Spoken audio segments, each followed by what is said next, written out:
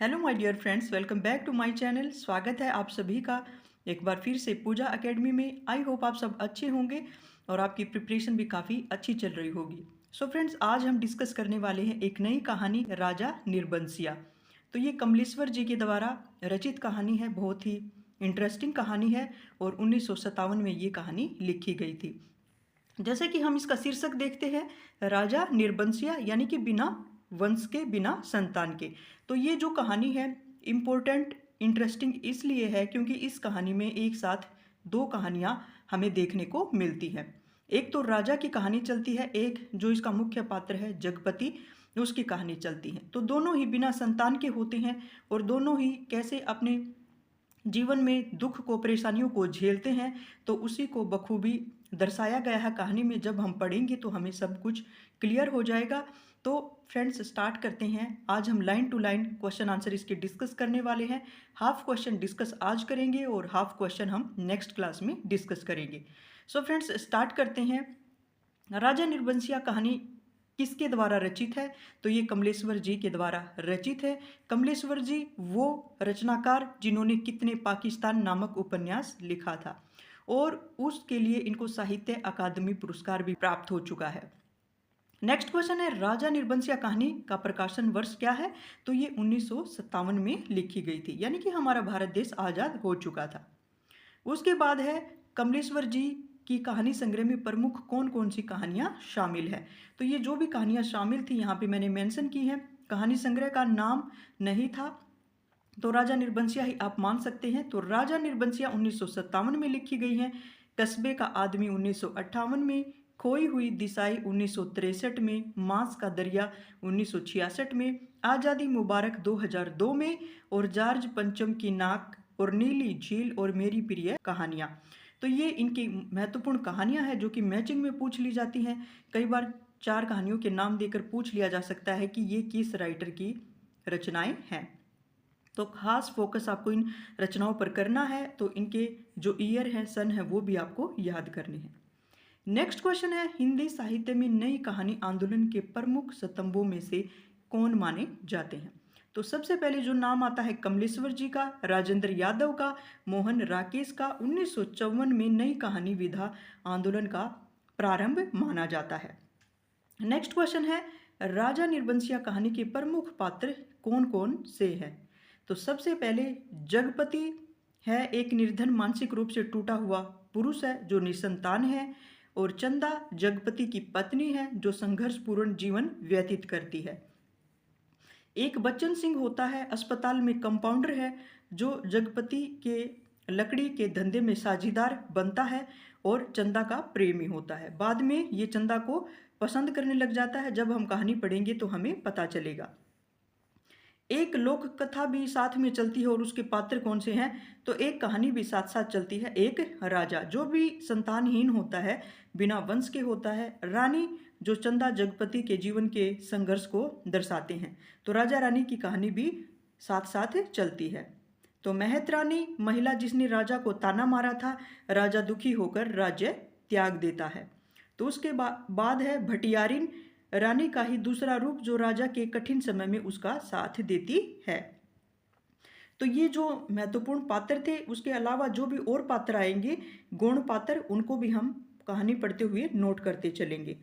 तो next question है, कमलेश्वर जी का जन्म कब और कहाँ हुआ था? तो कमलेश्वर जी का जन्म 6 जनवरी 1932 को उत्तर प्रदेश में मैनीपुरी में हुआ है। तो कमलेश्वर जी का निधन कब हुआ? 27 जनवरी 2007 को दिल्ली में कमलेश्वर जी का निधन हो गया था। नेक्स्ट क्वेश्चन है हमारा, राजा निर्बंसिया कहानी किस विषय पर लिखी गई कहानी है? तो आर्थिक अभाव, टूटते दाम्पत्य जीवन और संतानहीनता की सामाजिक त्रासदी को और पुरुष के अहंकार को चित्रित किया गया है। क्योंकि इसमें जो है कि एक मनुष्य की जब संतान नहीं होती है तो उनको किन किन चीज़ों का सामना करना पड़ता है, साथ में आर्थिक अभाव भी आ जाता है और दाम्पत्य जीवन दोनों का टूटने कैसे लगता है। तो यही चीज़ें हम सब कुछ, दुख और दर्द और उनका सुख, सब कुछ देखते हुए चलेंगे। नेक्स्ट क्वेश्चन है, राजा निर्बंसिया कहानी किन पंक्तियों से शुरू होती है? तो राजा निर्बंसिया कहानी, जैसे कि इसका नाम है राजा निर्बंसिया, यानी कि राजा बिना संतान के था। एक राजा निर्बंसिया थे, माँ कहानी सुनाया करती थी। तो यहाँ पे जो लेखक है वो कह रहे हैं कि उनकी माँ एक कहानी सुनाया करती थी बचपन में। तो माँ क्या कहानी सुनाया करती थी बचपन में?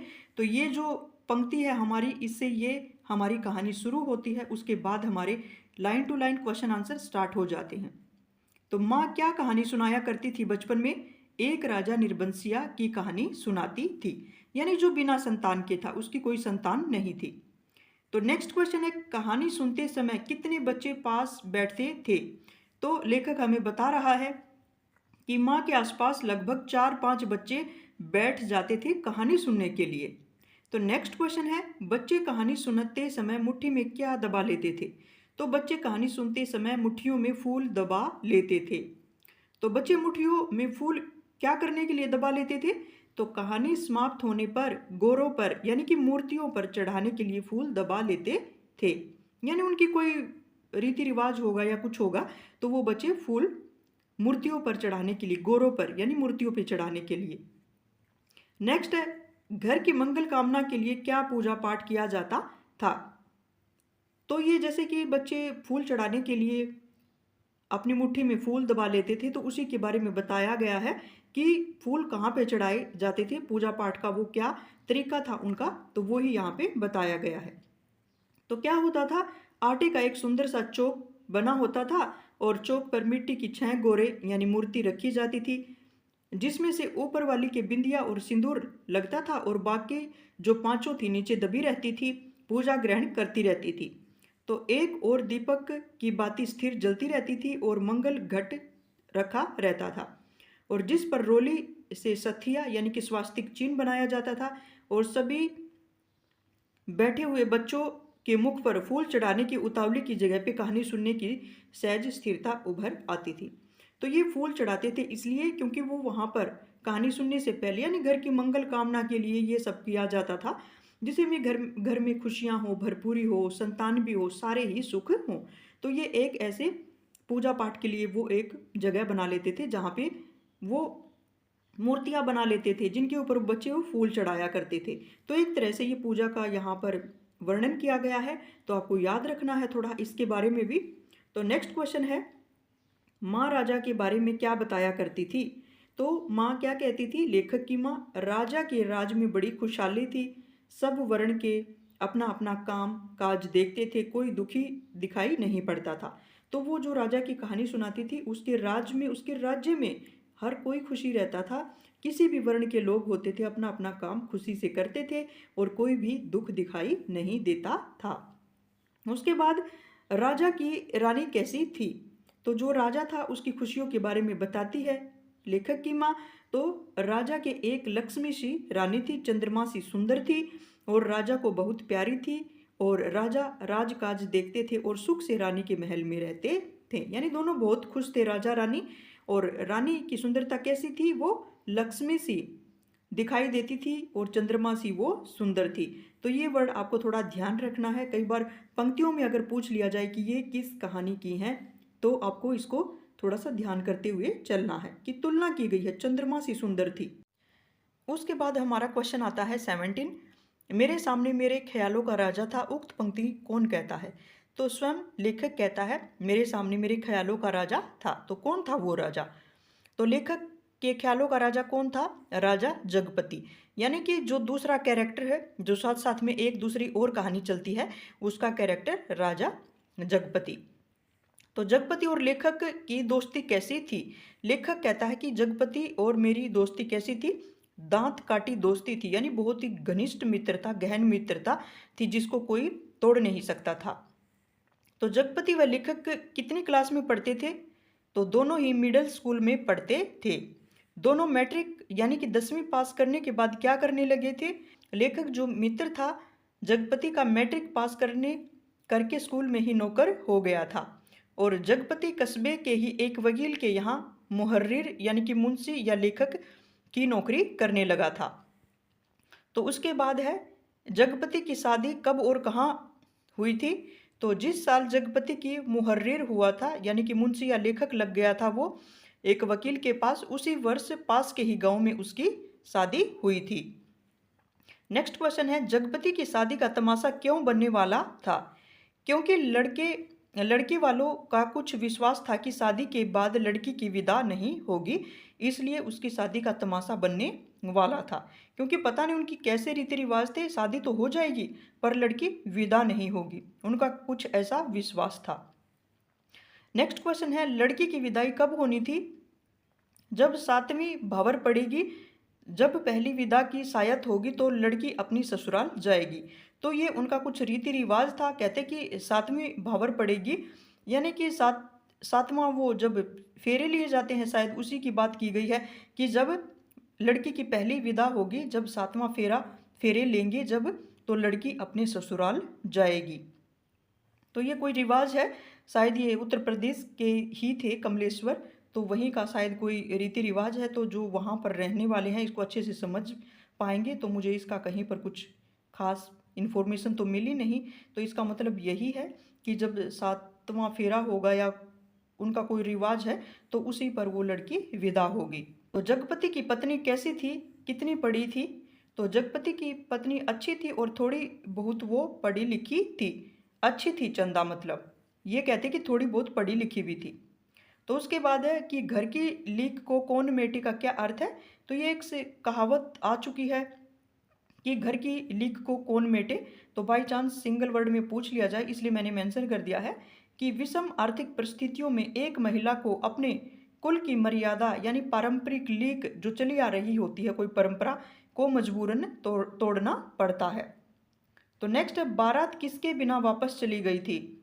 बिना बहू के यानी चंदा के ही बारात वापस चली गई थी, क्योंकि चंदा के साथ विवाह हुआ था जगपति का।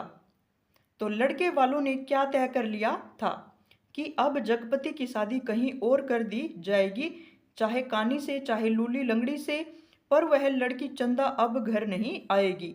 तो वो ये डिसीजन लेते हैं जगपति के बारे में। नेक्स्ट क्वेश्चन है हमारा, जगपति की शादी का मामला कब ठीक हुआ था? तो साल खत्म होते होते सब कुछ ठीक ठाक हो गया था। तो जगपति की शादी का मामला कैसे ठीक हुआ था? तो लड़की वालों ने माफ़ी मांग ली थी और जगपति की पत्नी अपने ससुराल आ गई थी, यानी कि चंदा ससुराल आ गई थी। नेक्स्ट क्वेश्चन है, जगपति की पत्नी चंदा ससुराल आते ही क्या हुआ? तो जगपति को जैसे कि सब कुछ मिल गया था, वो बहुत खुश था जगपति, और सास ने बहू की बलाइयाँ लेकर घर की सब चाबियाँ सौंप दी थी और गृहस्थी का ढंग भार समझा दिया था। नेक्स्ट क्वेश्चन है, जगपति की माँ शादी होने के बाद कैसे समय व्यतीत करने लगी थी? तो जैसे शादी के बाद उसकी माँ ने आराम की सांस ली हो और पूजा पाठ में समय कटने लगा था उसका अधिक से अधिक, और दोपहरियाँ दूसरे के घर के आंगन में बीतने लगी थी, यानी उसको समय मिल गया था। पहले तो वो जगपति के लिए काम करती थी अपने बेटे के लिए, और जैसे ही बहू आई तो उसको फ्री टाइम मिलने लगा, तो वो समय को अपने अनुसार बिताने लगी थी। जगपति की माँ को क्या रोग था? तो जगपति की माँ को सांस का रोग था, यानी कि अस्थमा का रोग। नेक्स्ट क्वेश्चन है, चंदा की सास ने अंतिम समय में चंदा को बुलाकर क्या समझाया? वो कहती है चंदा को कि बेटा, जगपति बड़े लाड प्यार का पला हुआ है, तो जब से तुम्हारे ससुर नहीं रहे हैं तब से इसके छोटे छोटे हठ को मैं पूरा करती रही हूँ, अब तुम ध्यान रखना। क्यों? उसका इकलौता बेटा था, तो वो अब अपनी बहू से कहती है कि इसके छोटे छोटे जो भी जिद होती थी मैं पूरा करती थी, अब तुम करना, इसका ध्यान रखना।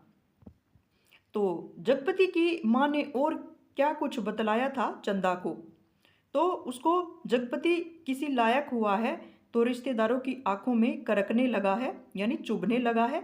तुम्हारे बाप ने ब्याह के वक्त नादानी की थी जो तुम्हें विदा नहीं किया, और मेरे दुश्मन देवर जेठों को मौका मिल गया कि तुम्हारे यानी बात का बतंगड़ खड़ा कर दिया, अब विदा करवाना नाक कटवाना है। ऐसी बातें सब रिश्तेदार बोलते थे।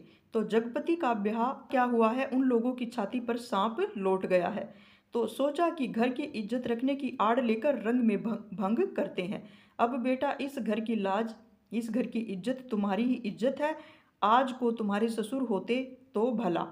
बस ये बातें सब वो उसको कहती है कि रिश्तेदारों को मौका मिल गया था, क्योंकि सही बात है, रिश्तेदार तो चीज़ों को तुड़वाने में ही बिलीव करते हैं। तो कमलेश्वर की ये कहानी बिल्कुल आज के समाज में जो भी रिश्तेदार है उनकी तरफ भी एक करारा व्यंग्य है ये कहानी बिल्कुल ही, क्योंकि रिश्तेदारों का तो काम यही है, किसी बनते काम में टांग अड़ाना या किसी की कमजोरी को कमी को उछाल देना। तो ये वाली सब बातें बताई गई हैं जो कि आज हमारे समाज में भी ये सारी बातें व्याप्त हैं कि रिश्तेदार अपने खुद के रिश्तेदार की या परिवारों की ही खुशियों को बर्दाश्त नहीं कर पाते हैं। तो वो बताती है कि उसके देवर जेठों ने सबने उसके सर को झुकाने की पूरी कोशिश की है, क्योंकि जगपति के विवाह के समय वो घटना हो गई थी ना विदा करने की। नेक्स्ट क्वेश्चन है, चंदा को सारी बातें कहने के बाद क्या हुआ? तो चंदा की सास ने उसको सारी बातें कह दी थी कि क्या क्या बीता था शादी से पहले। तो चंदा की सास की आंखों में आंसू आ गए और वो जगपति की देखभाल उसे सौंप कर सदा के लिए मौन हो गई थी। यानी कि जो जगपति की माँ है और चंदा की सास है वो मौन हो गई, यानी वो मौत हो गई थी उसकी, हमेशा के लिए चुप होना यानी कि मौत हो जाना। जगपति की माँ को क्या अरमान उसके साथ ही चला गया था? तो जो जगपति की माँ थी, जगपति की संतान होने का यानी कि जगपति के बच्चों को खिलाने का जो उसका अरमान था उसके साथ ही चला गया था। तो यहीं से हमारी कहानी शुरू होती है। जैसे कि हम स्टार्टिंग में पढ़ के आए हैं कि निसंतान होने के बाद उनके जीवन में क्या क्या दुख आते हैं, क्या क्या परिवर्तन आते हैं, वो सब पढ़ने वाले हैं आगे। तो शादी के कितने बरस तक चंदा की सास ने बच्चे को गोद में नहीं खिलाने पाई थी? तो शादी के 4 बरस बाद भी जगपति की कोई संतान नहीं हुई थी। तो आपको ध्यान रखना है उनकी शादी को कितना वक्त हो गया था?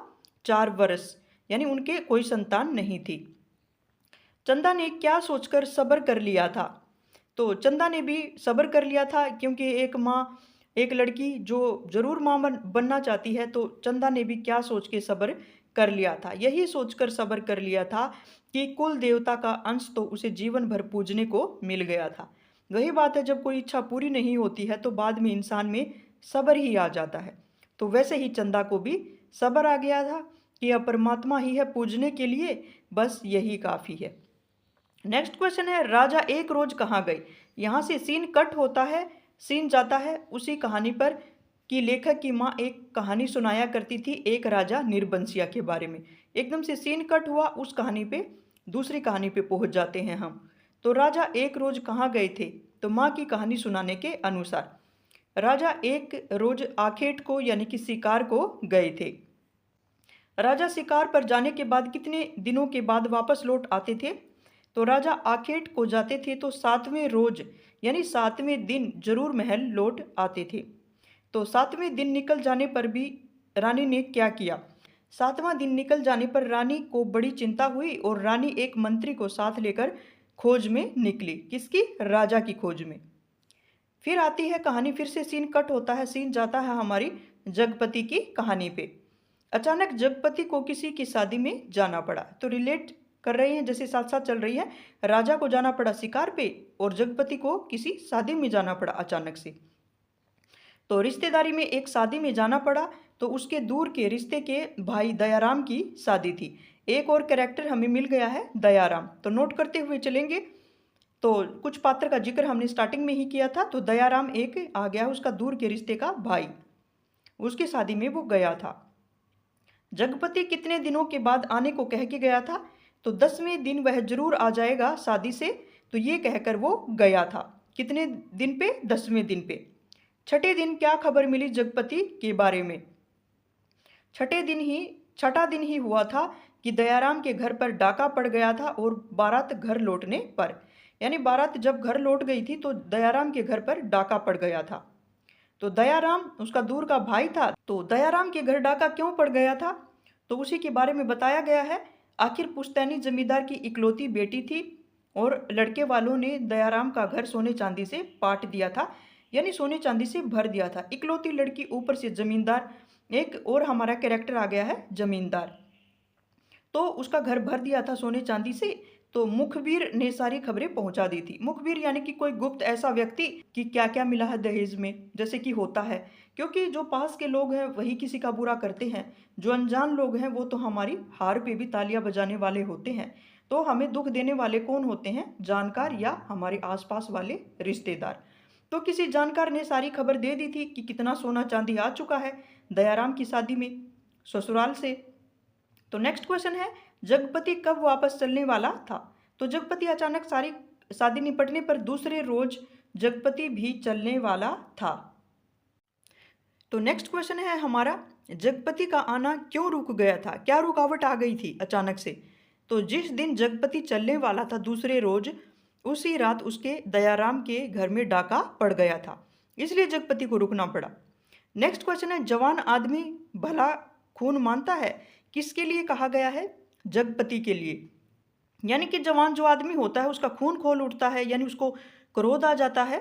तो ये जो बात है पंक्ति में पूछी जा सकती है कि ये किसके लिए कही गई है या किस कहानी की पंक्ति है, तो आपको थोड़ा सा ध्यान रखना है। जगपति के लिए कहा गया है। जब डाके वालों ने बंदूकें चलाई तो क्या हुआ? तो जो डाके डाले हुए थे उन्होंने जब बंदूकें चलाई तो सबकी घिघी बंध गई, यानी सब कांपने लगे, डर गए थे। पर जगपति और दयाराम ने छाती ठोककर लाठियां उठा ली थी, यानी सीना तानकर उन्होंने लाठियां उठा ली थी।